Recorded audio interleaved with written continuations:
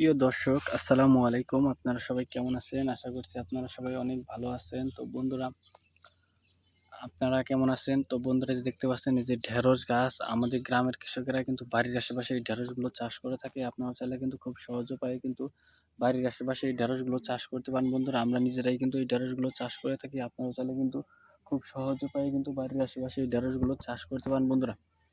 এই ঢেঁড়সের মধ্যে রয়েছে প্রচুর ভিটামিন বন্ধুরা, যা খেলে বন্ধুরা আপনারা অনেক উপকার পাবেন বন্ধুরা। এই অত্যন্ত উপকারী এই ঢেঁড়সগুলো কিন্তু গ্রামগঞ্জের কৃষকেরাই কিন্তু চাষ করে থাকে বন্ধুরা।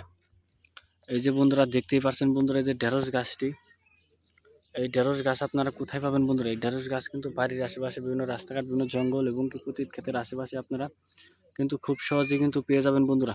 তো বন্ধুরা, এই ঢেঁড়সের মধ্যে রয়েছে প্রচুর ভিটামিন বন্ধুরা। ঢেঁড়স আপনারা কীভাবে চাষ করবেন বন্ধুরা? যে ঢেঁড়স কিন্তু দেখতে পাচ্ছেন, এই যে ঢেঁড়সের ফুল বন্ধুরা। ঢেঁড়স চাষের জন্য বন্ধুরা অবশ্যই বাড়ির আশেপাশে বিভিন্ন রাস্তাঘাট, বিভিন্ন জঙ্গল এবং কুতির ক্ষেতের আশেপাশে কম বেশি আপনারা এই ঢেঁড়সের বীজগুলো আপনারা চাইলে রোপণ করতে পারেন বন্ধুরা। কীভাবে আপনারা এই ঢেঁড়স গাছগুলো আপনারা বাড়ির আশেপাশে রোপণ করুন বন্ধুরা?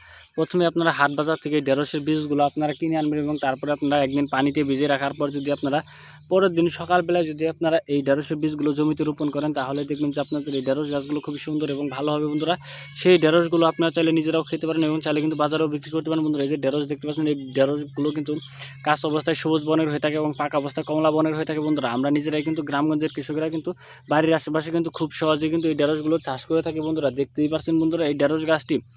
তো বন্ধুরা, এই ঢেঁড়স আপনারা এই যে দেখতে পাচ্ছেন, এই ঢেঁড়সগুলো কিন্তু আপনাদেরকে বর্ষাকালের 2 মাস আগে কিন্তু আপনাদেরকে এই ঢেঁড়সগুলো চাষ করতে হবে। তাহলে দেখবেন যে আপনাদের এই ঢেঁড়সের ফসলগুলো খুবই সুন্দর এবং ভালো হবে বন্ধুরা। এই ঢেঁড়সের মধ্যে রয়েছে প্রচুর ভিটামিন, যা খেলে বন্ধুরা আপনাদের শরীর স্বাস্থ্য সবসময় ভালো থাকবে বন্ধুরা। এই যে দেখতে পাচ্ছেন, এরকমভাবে কিন্তু আমাদের গ্রামগঞ্জের কৃষকেরা কিন্তু বাড়ির আশেপাশে এগুলো চাষ করে থাকে। আপনারা কিন্তু চাইলে কিন্তু খুব সহজে কিন্তু চাষ করতে পারেন বন্ধুরা। তো বন্ধুরা, আমাদের এই ভিডিওটি ভালো লেগে থাকলে বন্ধুরা অবশ্যই আমাদের এই ভিডিওতে একটি লাইক করুন এবং কমেন্টে আপনাদের মতামত জানাবেন। ধন্যবাদ আপনাদের সবাইকে। আসসালামু আলাইকুম।